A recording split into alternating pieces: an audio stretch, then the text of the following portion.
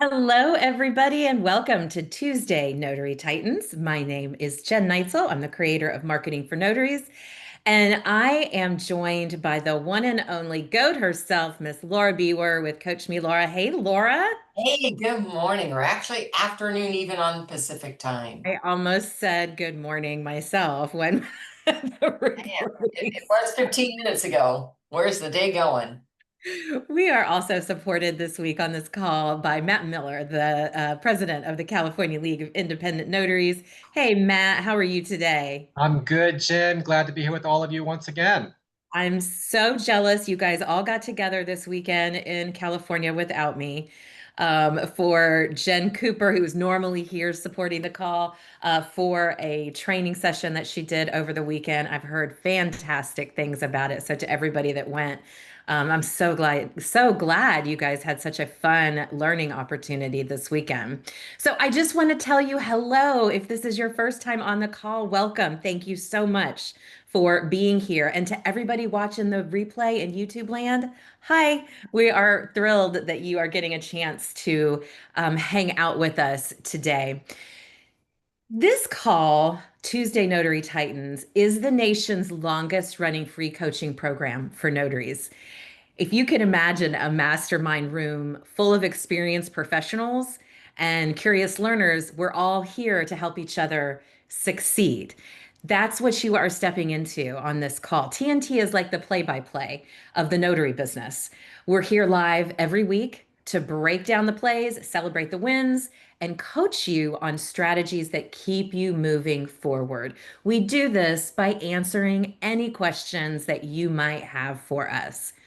To ask questions, to get in line to ask questions, all you have to do is raise your virtual hand, and you will find that right at the bottom of your Zoom screen. It's a little function there that says raise hand. If you can't find it there, look under the word more or maybe under the word reactions. We prioritize questions by raised hands and then in the chat. If you're curious about chat etiquette, any of our rules or announcements and speaker information, all that good stuff, you'll be able to find that in the chat as we move along.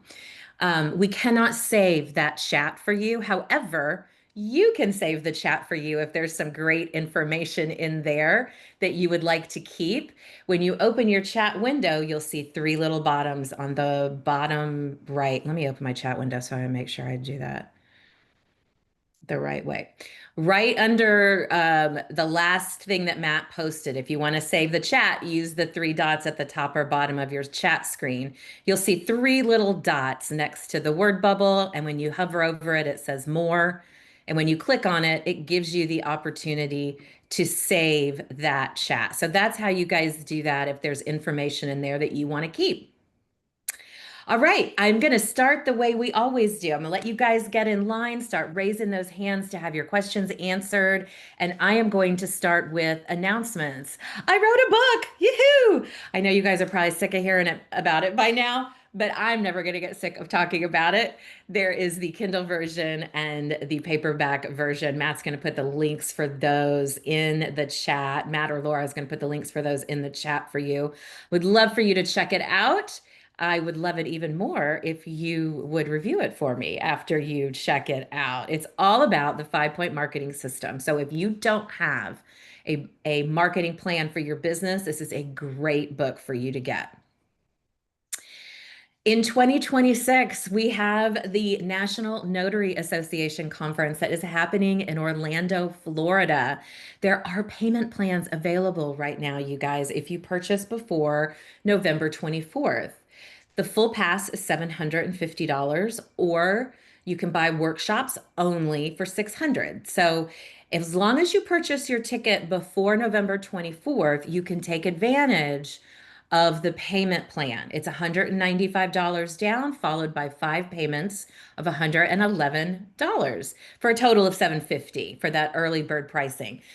Early bird pricing ends in January, though, so you only have a couple of months to take advantage of that payment plan and that amazing price. Now, Laura, you have recently launched a new video series, and I would love for you to tell us about that really quickly. I'd love to share about that. The new Advanced Specialty Notary video series is available on CoachMeLaura. I have 33 one-hour videos. It's 147 for all of them, one-time purchase, but because you're a follower on TNT or you're part of my Laura's Inner Circle, I have a coupon for you. So it's only $99 or $3 per video. And each one is going to be a different take, either on a specialty, on notary skill. Everything is to move you towards advancing your business and your skill in that. So take advantage while I've got it out there. And isn't it specially priced with this discount? It ends up being like $3 a video or something, Laura. That's insane. Only That is a $3 great deal. video, an hour with me for $3. You're like one of those used, like the used cars. Hey, he's like, I'm crazy, Eddie. I've gone insane. I'm crazy, Laura. I'm crazy. I've gone insane. It's a very, very good deal on Laura videos. So you guys need to take advantage of that. And if you saw today or yesterday, actually, my social media post talking about this call coming up, you saw that we had a big, huge, important announcement to make. So here it is. We decided to share this on TNT because so many of you on this call are already certified notary trust delivery agents. This has just been posted in our community group, but I wanted to let you know that we have launched earlier than expected our affiliate program. You can now make even more money as a certified notary trust delivery agent because we just launched this 20% affiliate program. That's $59.80 for the $299 priced program. And school pays you out weekly, so there's no waiting around for that extra money. Now you can share the training that you love with your favorite notaries and make a little money on the side.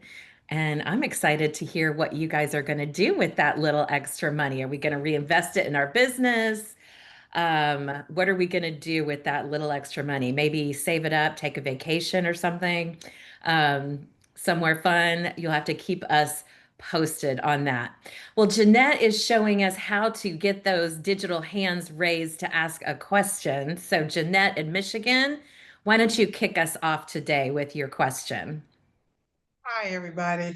Um, I am trying to figure out, I was with Pactima for a run platform, and I decided it wasn't working for me because I wasn't getting enough business and I had to pay that fee every month. So what would you suggest as what would be especially the easiest platform to go on, if anybody has some suggestion for the run? So, Jeanette, that's a great question. And I hear this frequently, and I tell the honest truth on this. I am not, even though in Texas, Ron is approved to be used in the state of Texas, I do not have my Ron, my online commission. So I am not the right, I don't want to give you the wrong information. And Laura, lives in California where Ron is not legal yet. She's got a few years before it becomes legal. So, for all of you guys listening, if any of you are remote online notaries and have a preferred platform that you don't mind sharing with Jeanette, if you could please put that in the chat for her so she can see um, which services you use, and if you would maybe put on there why you like it, why it's your favorite program. Does that help, Jeanette? I'm sorry, I don't want to just tell you something that I've never used before. Yes, yes, it does. I've heard some recommendations, but I just wanted to, get from the group what they think. And then, my Awesome. son, he just recently got, commission, so I wanted to, steer him in the right direction too. Oh, Yeah. So congratulations. That's yeah. great. Matt has something he wants to add before we move on from this. Go ahead, Matt. Hey, Jeanette, good question. The very first thing that you should do is check with your Secretary of State's office because in many states, they have an approved list of platforms that you can use in your state. So you might want to start there. Great advice. Thank you so much. And guys, like I said, please share whatever platform you use for remote online notarizations in the chat. All right, who else has a question for us today? All you have to do is raise your virtual hand. Laura, we've got a quiet group today. You do. Oh, Like Larry Larry- put up his hand. Larry's going to be the brave one and raise his hand. Hi, Larry. Oh, good. Good afternoon. Hi, everyone. Hey. Um, I have a question, Laura, actually. I'm wondering if you could sort of give more details about what goes on in your videos.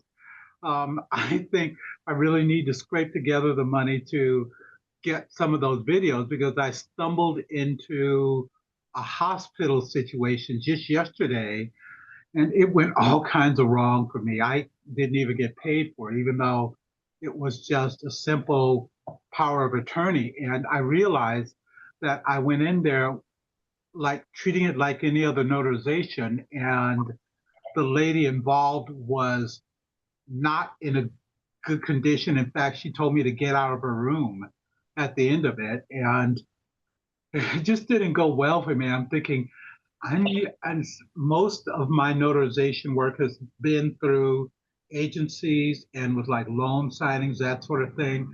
And I realize that if I'm going into general notary work or going to add that, Right. there are other things that I need to know how to do because I think I came in with the wrong attitude and irritated her because I was like, "Hi, how are you this afternoon?" And she looked around like, "I'm in a hospital bed. How do you think I am?" And it just went downhill from there. So I'm wondering if you would cover that sort of thing in your videos, Laura.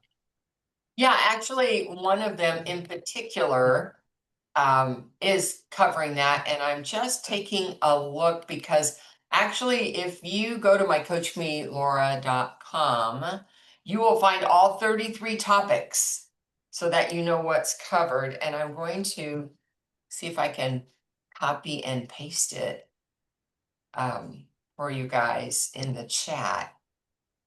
Control V. Okay, so did I get it? Yeah. See all those names? Each one represents a video, and there is one particularly on hospital work. So you can take a look at that. And anybody else who wants to see what are the 33 topics, just go to my website and you can find what all the topics are about. Did you post something in the chat, Laura? Because I don't Yeah, you see. don't see it? Do you Well, see it? oh, you know why? Because it's too big. So it didn't, I'm only allowed, oh, it's only a couple that are too, that put me over the edge. So I'm going to, Are you putting the Coach Me Laura link? no, I actually put the topics. Oh, got you. Okay. So let me see. That has your website posted in there, so it will be easy for Larry to find or anybody Okay, else. so there that goes, and I just have to do the last ones. It was like too many letters. Oh my gosh, look at all of these. Yeah, and so I'll put the last ones that are missing. Wow. Control V. So there they all are. But if you want to see them later, you can go to CoachMeLaura.com in my products, and it's $99 for all 33 videos. That's amazing. And I'll tell you, one of the videos, if you guys have this, one of the things that I love the most that Laura teaches is her program called Show Me the Money. That's And so there. I know I just saw it, and that's why I was like, you guys, if you have it, so Larry, when you get it, when you get this series, make sure you're watching the Show Me the Money. It is a complete and total mind shift on how we pay ourselves. And it has kept me, Laura, since I adopted this strategy a couple years ago when you first shared it with me. It's helped me pay down business debt, but it has also kept me from feeling frustrated that I'm not making enough money, right? Because I'm actually paying myself instead of just reinvesting everything back in the business. And it's just, I just absolutely love it. So if you guys have it, please watch that. Show Me the Money. Okay. Larry, is that helpful? Awesome. Okay. Now you got all those videos to choose from. Faith in Texas has a question for us. Hi, Faith. How are you? Hello everyone. It's not really a question. This is in regards to Laura's hospital settings video. It helped me with pricing. It helped me because I went to a rehab center at the Memorial Hermann Hospital out here. Watching that video helped me with pricing, how to conduct the notarizations, preparing myself for notarizations, consulting with the medical team, and it helped me in approaching the patient. That video has a whole lot, and I just wanted to say that it helped me out a lot. And so, My yeah. favorite video, thank you, Faith. Out of all 33, that would be my favorite #1 video, because we spent that whole hours for all the different aspects of dealing with hospital work. It is not the same as your other appointments. You really Oh, have yeah. to have a different approach to it. Yeah, had I not seen that video, I would have parked in the parking lot and not added all of that information, like the cost and the time. And the hospital is big. So the rehab center is on the other side of the hospital, and it's a huge hospital. So it helped me to step up my game. Great. That's all I wanted to say. Thank you. Love that. What a great endorsement. Thank you, Faith. Rochelle in Washington. Hi, my friend. How are you today? I am good. I'm awesome, actually. Fabulous. I What can we help you with? well, I don't really have a question. I actually learned something, and I just kind of wanted to share it for people who are on this call who are from Washington. And I don't know if they know this or not, but I had a signing not last week, but the week prior. The client was a stage 5 Parkinson person, and she could physically not sign her name. She tried. Mm. And I found out that there is a law here in Washington that you can sign on a client's behalf. And I went to her house basically three times, her and her significant others. And I went to the title company and I said, what can I do? And they actually told me the name of the law and what I needed to sign. And so it's RCW 64.08.100. And the verbiage that I put was that the signature in the acknowledgement was obtained under the authority of RCW, blah, blah, blah. And I put that under my acknowledgement. And then I went to the signing company. I told them what I was going to do. I gave them a copy of the RCW. And they said, and they went back to this lender or to the title company, and they said, go ahead. And that's what I did. I had to do it 12 times. Look at And 12? I had 12 acknowledgements. 12 acknowledgements. Yeah. Handled that like a pro, Rochelle. You looked up the rule, you grabbed the reins and controlled the situation with title and the lender. That's fantastic. Matt, you Yeah. were nodding, so you're aware of this rule in Yeah. Washington?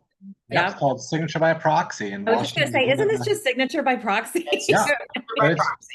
one of Yeah. the few states that have it, and you did everything right. You made your statement on the certificate, you cited the law, and you're a real hero, Rachel, because any other notary probably would have dropped this assignment, and they may have missed out on whatever transaction that was, and it sounds like it was important. So kudos to Rochelle today. Go girl. Get it, Yeah, girl. yeah, and you know what really upset me though is that I went to First American Title, and my dad started that office in Everett, and I asked to talk to one of their escrow officers, and they would not let me. And and they had a big party for my dad and honored him and everything, and I was not happy. And so I went to Stewart Title, who I'm one of their dedicated signers, and one of their escrow officers helped me. And she's the one who gave me the verbiage because she had that happen to her.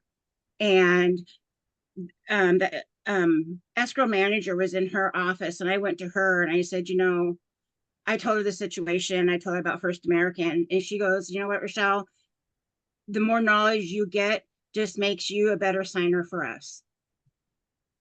And yeah, That's so I'm not too awesome. happy with First American.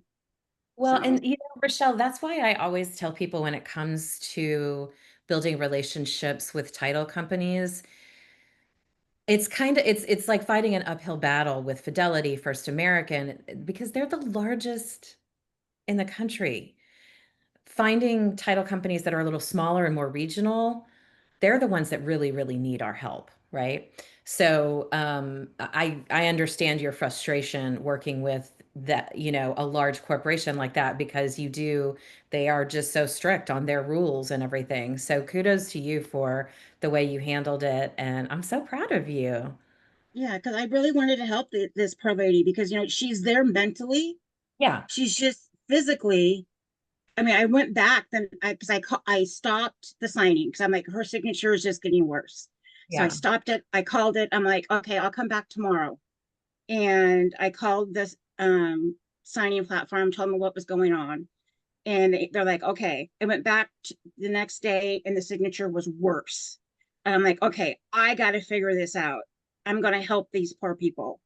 And I did. So I was very proud of myself also. And I told my coworker a gal who I trained to be a notary, and I sent her all the same information. So now she knows as well. Awesome. Well, you just helped a bunch of notaries in Washington on the call, so thank you so much, Rochelle. You're Good welcome. job. Good job. Thank you. No problem. Hey, Asia. Hey guys, first Jen, I got your email. I want to say thank you so much for that email. It really inspired me to get out there, try again, do better. My question is for Laura. Really quick question. I'm sorry if you already said this already. As far as the videos, can I pick and choose which video I want to purchase, or do I have to purchase all of them? It's a set. Okay, perfect. Thank you. You're welcome. Your videos are on fire today, Laura. I hope so. But while we're waiting for more hands, I want to just address something that I think you're going to see addressed more often in the future as states get their hands around it. And that is signers that have disabilities. And in this case, it was the Parkinson's and they weren't able to create their signature. And other cases, it could be vision impairment. There are a lot of different impairments that people have, but they still can be signers to us. And we want to look at any reasonable accommodations that we can make to assist them in getting that done. And something that I just learned, was it August we were in NAS, Matt? Yeah. August, when we were at the Secretaries of State conference, is about ADA and that it's federal law and that we're subject to federal law in that area, even if our state, we're state level notaries. There are some laws that apply to us, and that's one of them. So it's I think really important for us to start getting our heads around that and what kinds of accommodations might I be able to offer up. So just be thinking about that because I think it's going to play a bigger role. I think we're going to come across this more often, and it's better to be prepared. And especially if you're going to do, hospitals and skilled nursing, it comes up for me often. So just planting that seed to be thinking about that in the future. Thank you for that. Let's see, okay, we don't have any hands up, so I'm going to take a question from our question form. And this is actually one, Laura, that I get this all the time. And it's, you know, there's 50 different states, right? There's 50 different answers, but um, let me just state the question. Does it matter if I operate as a sole proprietor or do I need to form an LLC or an S corp for my business? I think that is such a great question. I don't know if anybody happened to have been on Notary Stars last night, but that was the whole topic. And Oh, Samantha Bentanzos, who's the paperwork lady, I think is the name of her business, had a chart up there about the different types of business structures that we can utilize, and then talked about the different amount of effort and cost depending on what you picked. And one of the things that she said that I just thought was so important is that you don't have to have an LLC to be a notary, to have a notary business. That is not a requirement. People who get LLCs might be looking for protection reasons, but I want you to remember the business you're in. The business you're in is your skill and knowledge about what you do. And you cannot protect yourself with that through an LLC for negligence and personal because we're a professional, like a doctor, a nurse, a dentist, anybody, it's their skill and knowledge is what they're selling. We're not gonna be able to separate ourselves from that. And so the LLC is very questionable about how much protection you will get from that. And in some states, it costs a lot of money to do it. What state was this person? Did she say? not say. Didn't say. Some states it's not that expensive, but others it is, and it's more time consuming. And you can be an LLC, you can be a C corporation or an S corporation, and those are all tax implications. So I will share with you personally, I'm a sole proprietor. I didn't feel a need to do that, and in 20 years I haven't felt a need to do that. I protect myself with insurance, but more importantly, with being, good at what I do, right? Because you can't buy your way. You just can't buy enough insurance today. You have to really rely on your own knowledge and skill and resources available to you. So long answer short, you don't need to be an LLC. If you are one, nothing wrong with doing it that way, if that's what fits for your business and your location. Well, since you shared, I will share that I do have an LLC set up for my business. And but I can tell you something, Laura, if I live in Texas, it costs me $300 one time to set up an LLC. It's affordable. It's affordable. In California, however, it's $800 and it's every year. So that makes a difference. So that's why I said it is state, you really want to look at what it's going to cost you. And as Right. the head of your business, you need to weigh the Mhm. financial or the financial responsibilities of being an LLC or an S corp with the cost and what your goal is financially.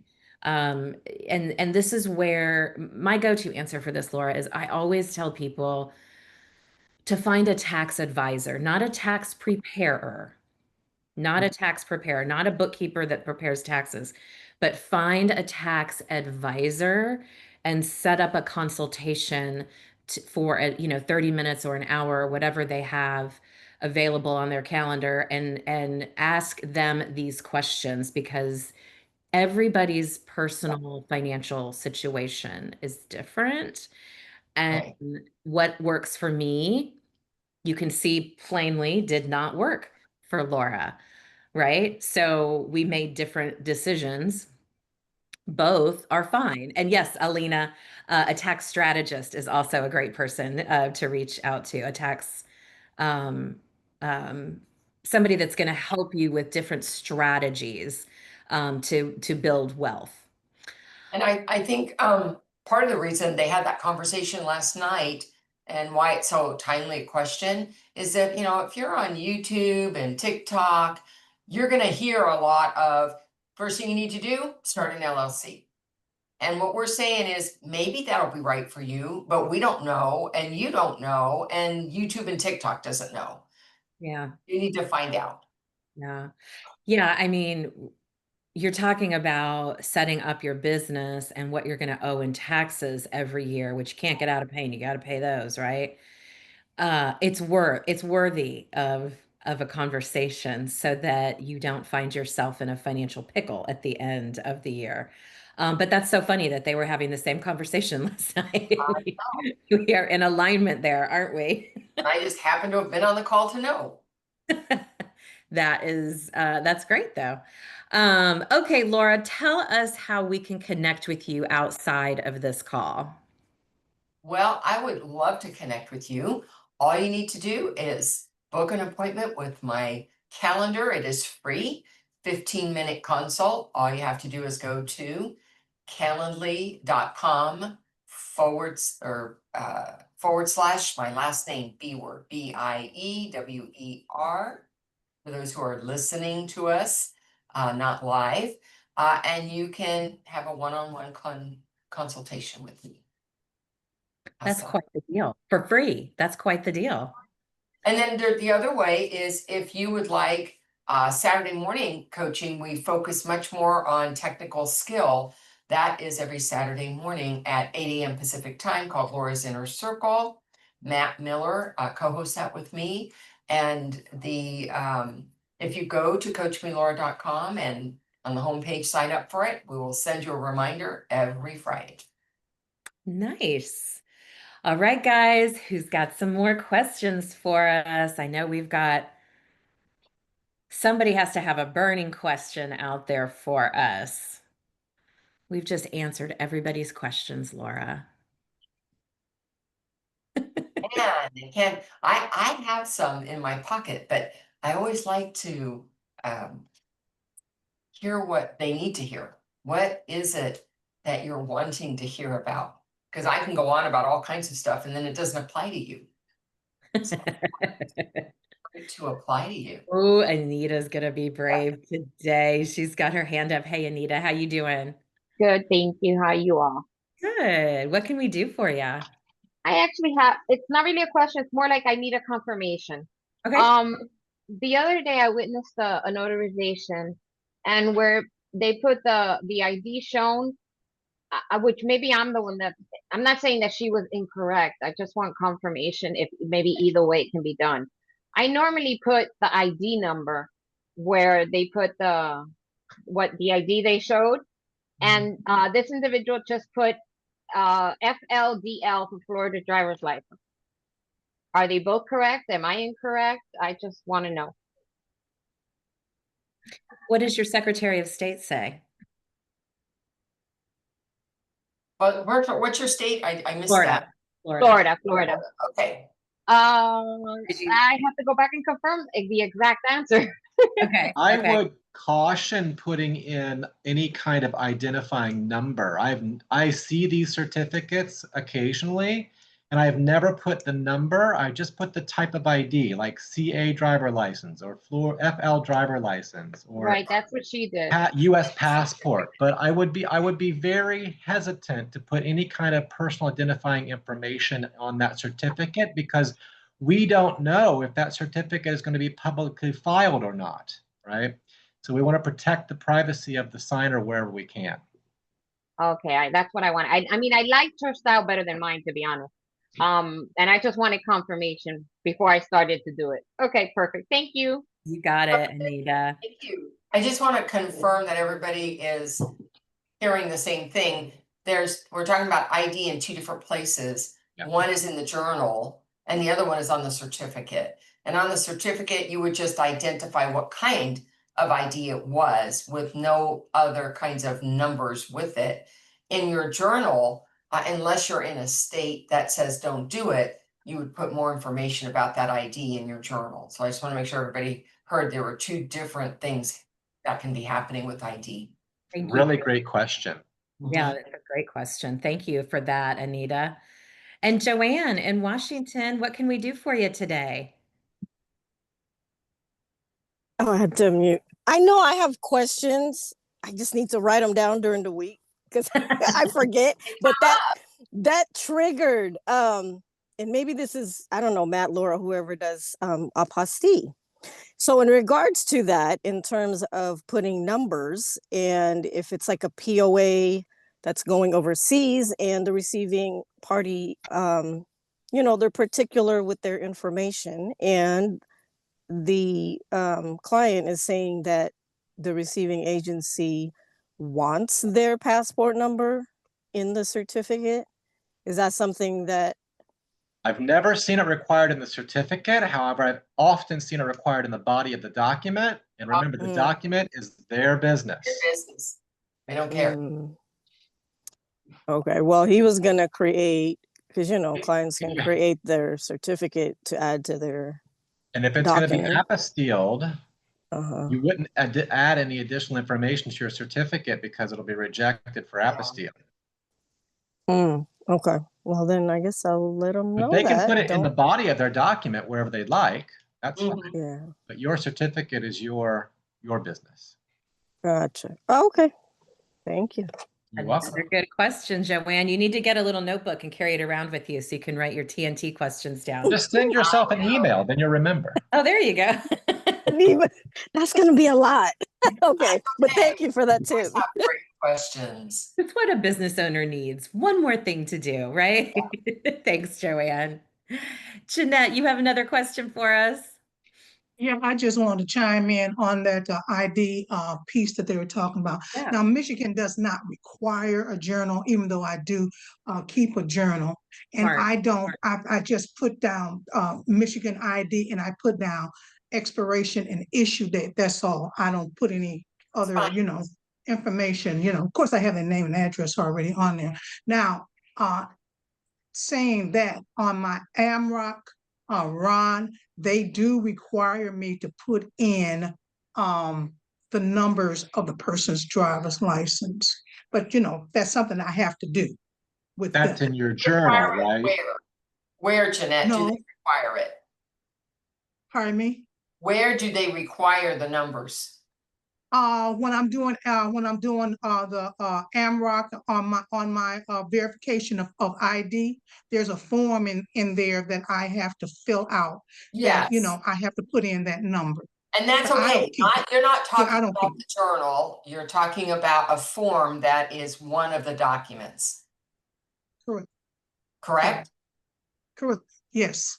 Okay. I just want to make sure everybody's clear because we were talking about journal and certificate, and you're talking about AMROC requiring you to put the numbers, and I want everybody to hear where it is you're putting numbers. And it's in a document that's an ID verification form. And we've seen that just even in paper transactions where I have to identify them and write their information, and there's nothing wrong with that.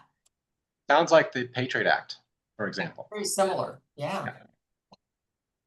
All right. Thank you, Jeanette. And Lucy, tell us where you are calling from and what your question is. Hi, everyone. I am from Florida, and I was just to give a little bit, not actually a question, but for Nida asking about the ID. I've been a notary here in Florida for over 20 years. On the actual form, all you put is the type of identification, and then if you're personally known or where you put the ID is in your journal. So if ever the case comes of an audit or they're trying to figure out what it was, as long as you have that information in your journal that you're putting in your notary journal, that's all you need. But for the actual documents, you never put the number of the passport or the number of the driver's license, whatever ID they provide you. You're just putting what type they provided you to verify their identity. Right. You're talking about in the certificate, right, Lucy? Yes, absolutely. you. In the certificate that's going on the document. Excellent. Thank you for that clarification. Yeah, that's a great clarification. Thank you. It does get very confusing when you're talking about certifications, the certificate, and then you're talking about the notary journal, and then you're talking about stuff on the doc. So yeah, it can be. That's why we're calling it out. So I appreciate you reinforcing that, Lucy. Thank you so much. Anita, did you have something else for us? Yes. Now this is a total confusion for me. Okay. And I remembered because they mentioned apostille. Okay. I have a document. Well, actually, no, it's written in text. A text that is written in Spanish. It was sent from Cuba. The wording was sent from Cuba on like an authorization that someone that is here who has a piece of land in Cuba is giving to an individual, to actually her stepdaughter, who's an attorney in Cuba to have the right to sell the land. Okay. I know we don't have to know the issue of what's in the paper, but the way it states it that I, as a notary, am witnessing that this person is authorizing the daughter or the stepdaughter to have the rights. Now, does that make that an apostille, or is that just an witnessing that I'm doing as a notary? So the language of the document does not determine if it needs to be apostilled or not. The receiving party determines whether or not there needs to be an apostille or not. You, if you are presented with that document, you are witnessing her authorizing because you're witnessing her sign the document, and then you would notarize it according to your state law. Then you would ask your customer, do you need to have this apostilled for receipt in the country it's going to? And if so, you could offer that service. But you or the language of the document do not make that determination, unless the document says must also be apostilled, which sometimes they do. But it doesn't sound like in this case that was printed anywhere. No, but I can notarize it in Spanish since I understand the language, is my understanding. Sure. But your certificate has to be in English. Correct. Yeah. Yes. Okay. All right. That was it. That wasn't that bad. Thank you. Thanks. Yeah, good questions. You brought some good ones today, girl. Thank you. And Helena in California. Hi, everybody. I have a question. I had my first general notary work done. My very first one. I'm excited. But I had a question. I went to this appointment and it was for notice of revocation of power of attorney. When I got there, they didn't have the form filled out. And I told them, well, I can't do this unless the form is completed. And so they began to fill out the form and I done my portion and I left. But then I was thinking, because it was an elderly lady and there's a field where it says, it has the county and it says state of California, revoke the power of attorney dated. And then there's the date there, empowering the person's name to act as my agent. So she's revoking this person, but she used the same date that I went out. Was she supposed to actually use the date of her original power of attorney? Yeah. Yeah, see, I'm not supposed to give instructions, so I didn't, and I wasn't sure, so I didn't say anything. What would I have done in that case? Laura? I would have asked, is that the right date? Yeah, I would ask, are you sure that's the date? Because it looks like it's referring to your previous power of attorney. Okay. So I would oppose it, as Matt said, in a question to just prompt her to see if she might reconsider what goes there. But if she doesn't change it, that's not on us. Okay, because I offered, because the person who actually invited me, I offered to ask the lady to verify her information. I'll come back and do it for free. I mean, that's what I kind of offered. I'll come back and do it over for free, no problem. So just have her ask whoever she needs to ask to verify that she completed the form out correctly, especially that dated area, and I will come do it for free. Yeah, if it needs to be changed. Okay. And so with that, I would do a new entry in my book, right? I'm going to do a whole new entry because it's a whole. Okay, very good. Okay, thank you. Great question, Helena. And congratulations on your first general notary appointment. And I just want to point out that as a brand new notary, you knowing how to handle the situation to go back out there and fix it if they need it, right off the bat, you're developing a long-term relationship with the hiring party. So kudos to you. That is how it is done, my friend. Thank you. You're welcome. Faith is back. Faith's in Texas. What you got, Faith? Yeah, so this is in regards to the signature by proxy. So I'm looking at the regs here in Texas, and it is said that the disabled individual has to ask the notary for the signature. So I can't just say, correct Right. me if, yeah, do you want me to help you? So I can't say anything like that, right? That's correct. I mean, Yeah. If that's what your law says, that they need to ask you for a substitution, then they need to, if they're not asking you, then they're trying to affix their own signature. I just want to point out something, Faith, that statute is so broad that question could be, is there anything else you can do? Right? And then you could offer what is a reasonable accommodation of signature by proxy. I don't think that the statute is narrow enough to where they have to ask you specifically for signature by proxy. They may not know those words. Right. Yeah, I think it's about the intent of what they're asking, not the language that they're using, is what I'm hearing, correct, Matt and Laura? Yeah, the idea. That's what it looks like to me. Yeah.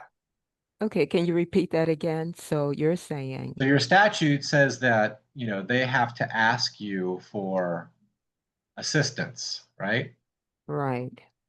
So that doesn't say they have to ask you specifically for signature by proxy.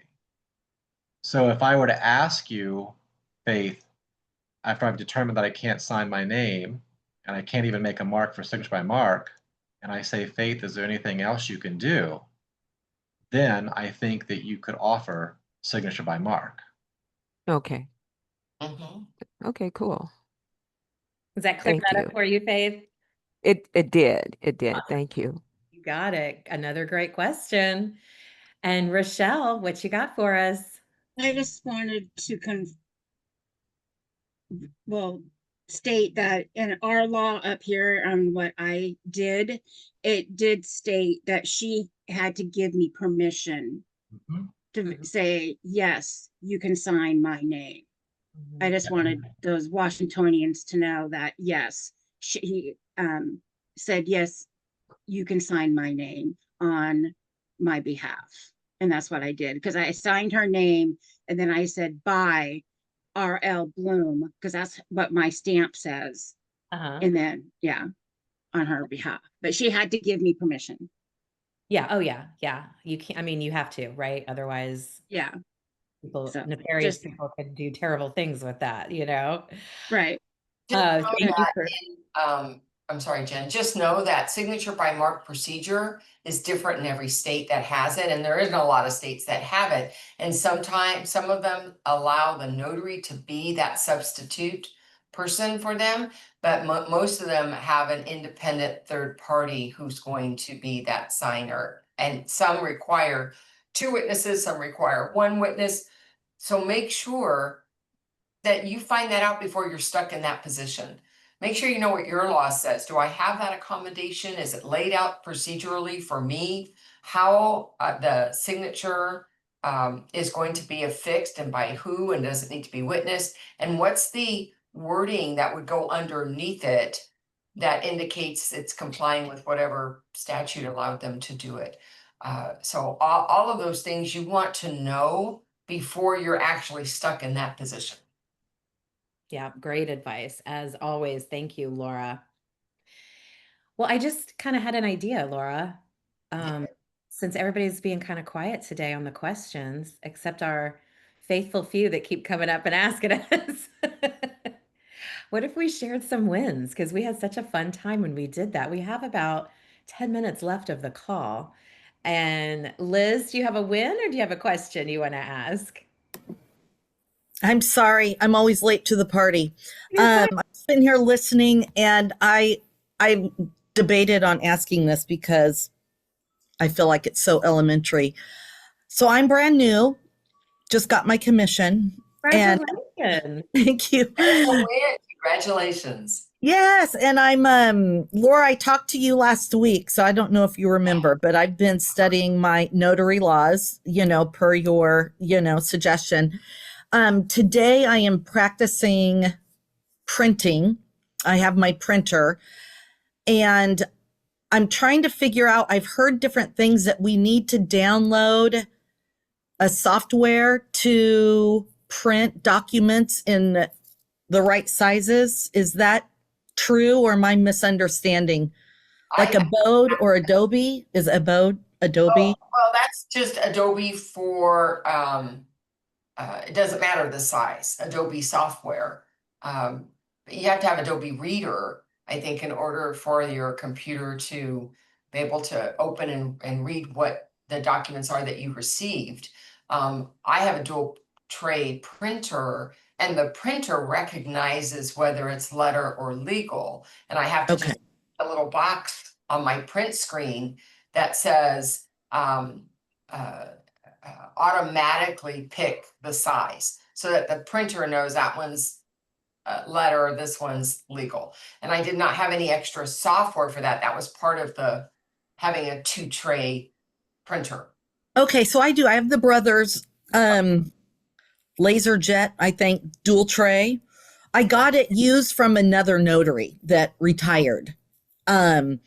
So would so that find that box? Go to print something, and when you're on the print screen, you'll see some options, some check boxes. You want to make sure the box that's checked that says automatically issue by size. Okay. Like that. So that's the case, and I don't need Adobe Reader if I have a dual tray printer. Is that what I'm understanding? You'll need the reader to open up PDFs that come to you. Oh, okay. Okay. That's like for it to open up on your screen. That has nothing to do with the printing itself. The printing is taken care of by the printer. But Adobe Reader. Okay. All right. Which is free. You can download it. Yeah. Okay. Awesome. Well, thank you. Yeah. And Liz, I just want to say there is no such thing as a dumb question. So no question is off limits here.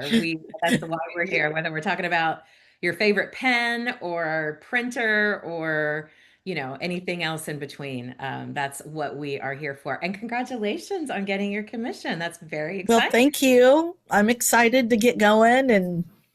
But yes, I realize I'm here with some seasoned notaries. So it's like, a kindergartner asking a question in a high school class. It's like a little scary, but you did it. Now you can ask other ones. And Liz, write in the chat, Alina, I love this group. It's the phrase I was looking for is choose paper source by PDF page size. Do you see that? Yep. The chat. That's the box you want to click. Okay. Awesome. Thank you. Thanks. And welcome to the best business on the planet. I'm excited. All right, guys. Well, we've got a few minutes. Let's share some wins. What is some good news? What happened this week that made you feel grateful? What happened that made you excited? Did you make a new connection? Did you go to a networking event? Did you meet a new attorney? Did you make a new notary friend? Laura, do you want to kick us off with some good news? Yeah, this last weekend was just fabulous. I had an opportunity to go to a networking event, an educational one for notaries down in Selma, a little south of Fresno. And not only did I have that opportunity to attend that, I also did it with a group of notary colleagues. And we caravanned in one car down from Modesto. And so I had Matt and Sherry and Teresa with me, and we all went down there together, and we didn't all listen to the same people. We did our own thing while we were there, met other people, other notaries, which was great because some of them I met and they're like, yes, I follow you on TNT or Laura's Inner Circle. And that was really nice to do that. And then we drove back up, stopped for dinner, which was a pretty fabulous dinner, by the way.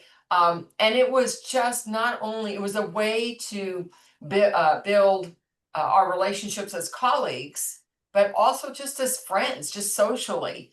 And it was really a great weekend. So I am very excited. And Matt, thank you for joining in on that. Thank you. It was a fantastic weekend. And it's always nice to attend an event as a non-speaker because it's a different perspective. It's a different experience. So I agree. It was a great weekend. And those of you that are speakers, don't turn your nose up at the opportunity to go to an event where you're not a speaker because it is a different experience. It is. Thank you. Looks like Nikki has something, Jen. Yeah, Nikki's got some good news for us. Nikki, let's hear it. Hello, everyone. Hi. I actually had the opportunity to go to that networking event, that workshop in Selma, and speak with Laura for a few minutes. Thank you so much for that. And I did follow your advice and get signed up with Amera Estate. I talked to Amanda and told her that you recommended I reach out to them. And she was excited to hear that. She said she didn't know if you were still referring us to them or not. So she was really excited to hear your name.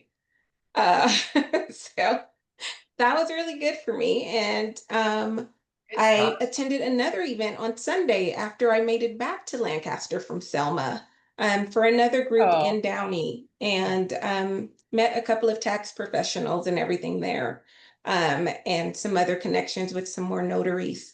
So it was a good weekend for me as well. I love it. You guys are giving me FOMO so bad. It was terrible this weekend. Now, It was good, but thanks. You know what I love, what I heard from you, Nikki, is that I shared something with you I thought would be helpful, and you took action. And you know, we share things on this call and other calls. People are getting certifications, things are happening, but you know, it doesn't work for you unless you actually take action and do something. And you did that, and that's what I really want to point out. that is Thank you. Thank you so much. that is awesome. I'm glad you had such a fun weekend. Mhm. I know it was without me. Okay. Next time, Jen. That's right. That's right. Helena, what's your good news that you want to share? Yeah, I already had a Google page, and I also added Yelp. And so this time I done advertisements, and I had so many calls coming in. It was so many calls coming in. So I'm really excited about that. In addition to that, I had recently met someone in just a common city community leadership class. And I sat next to her, didn't realize she was a notary. So now I know another notary in my little community. She's like blocks down the way from me. She has an office, but she's also mobile. So that way I called her. Once I got all these calls from Yelp, I called her and I asked, well, if there's something that I can't do, can I send them to you? Would you mind me sending them to you? She says, oh, sure. So I love the fact that I was able to network with someone and send work over. If I can't do it, then somebody else can. So I don't leave anybody hanging. So I'm enjoying this. That's great. That is amazing, Helena. And I'll tell you what, it is so important to build relationships with other notaries for that exact reason, so that you can still serve your clients even when you physically aren't there. And, you know, if you've been on this call before, you've heard me say, I've actually gotten a 5-star review from a client that I never did any work for. I recommended her to somebody else because I was busy, and she ended up coming back to my page and leaving me the 5-star review. And the next time she needed a notary, she called me. So it's a way to build client trust, and I love that you are right out of the gate getting yourself set up that way. That's amazing. Congratulations. Love it. Love to hear it. All right, last call. Does anybody else have some good news that they want to share with us?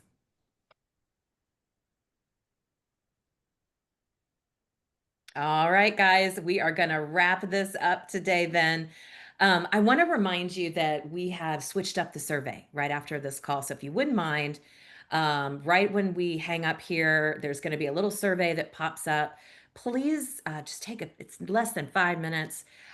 Fill that out for us. It helps us keep the call relevant, and keeps us able to give you what you need on this call. I can't talk anymore today. Whew. Matt, thank you so much for all of your help today. We sure missed Miss Cooper. She'll be back next week. And as always, I'm going to throw it to Laura to close us out. Well, I would just like to leave you with a positive thought for today. And that is, my income is consistently increasing. I want you to tell yourself that. Put it out there in the universe. My income is consistently increasing. Mm-hmm. There you go. Love it. See you guys next week. Bye. Hey, son.